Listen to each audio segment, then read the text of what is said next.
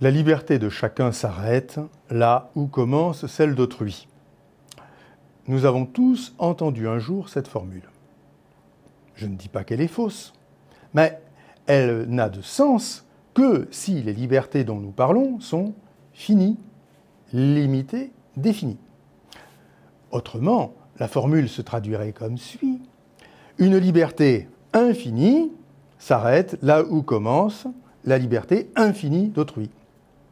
Ou encore, une liberté illimitée a pour limite la liberté illimitée d'autrui.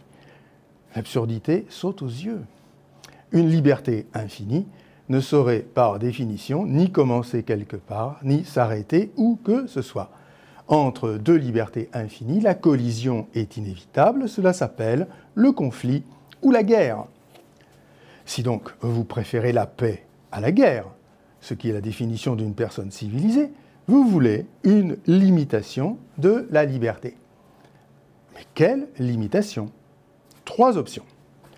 Option 1, la force d'un pouvoir qui interdit la démesure et punit la désobéissance.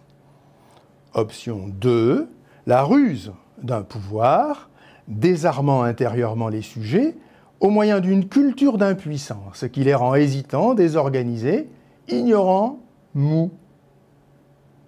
Option 3, la soumission du jugement rationnel aux critères absolus du vrai et du bien. C'est d'ailleurs, notez-le, la négation de ces critères absolus qui fait de la liberté un infini, une démesure, une logique de guerre. Alors des 3 options, laquelle préférez-vous ?